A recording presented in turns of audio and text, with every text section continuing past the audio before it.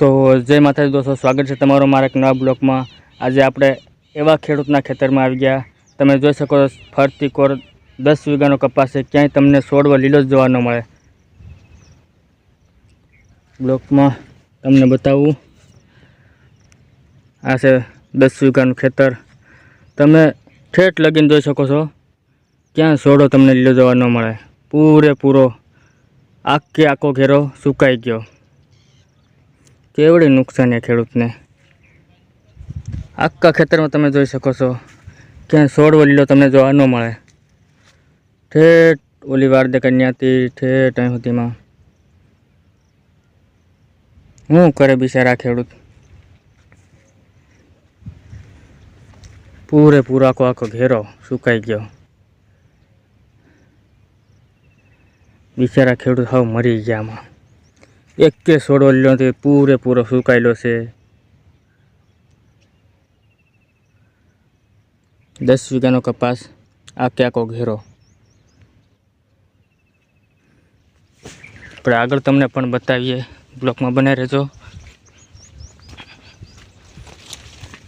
ઠેઠ છેડા લૂકીને આપણે તમને બતાવ્યાનું।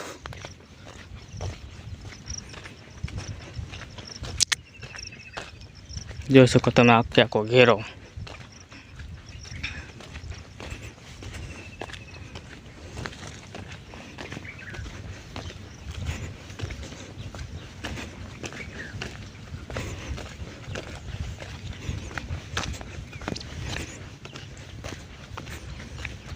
ક્યાંય તમને છોડવો લીલો જોવા ન મળે।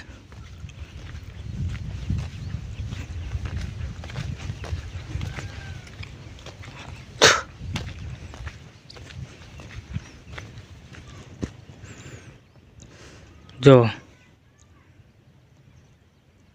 ક્યાંય તમને છોડવો લીલો જોવા ન મળે।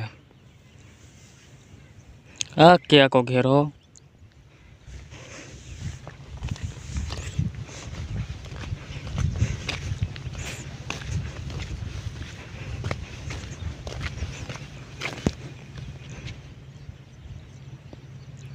ઘેરો સુકાઈ ગયો।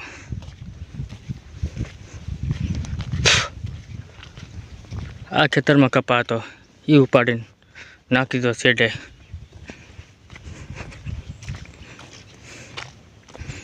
આ ખેતરનો કપા ઉપાડી દીધો।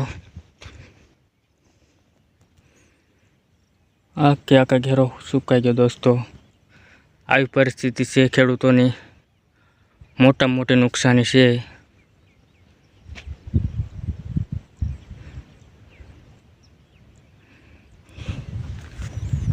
તો દોસ્તો જોઈ લીધું તમે, આમ બિચારા ખેડૂત કરે તો શું કરે। હવે જેમાં વરાપ ન થાય, જમીન સુકાણી નથી બહુ, અઠવાડિયા પછી તો આમાં ટ્રેક્ટર કરે, તો આમાં એટલામાં વરસાદ પાછો આવી જાય તો ખેડૂત કરે શું? થાય નહીં થાય, આમાં ઘઉં થાય, બીજું કાંઈ ન થાય। તો આપણે જઈએ વાડીએ, કપાસ જોઈ લીધો, બ્લોકને બસ સમાપ્ત કરીએ। જય માતાજી।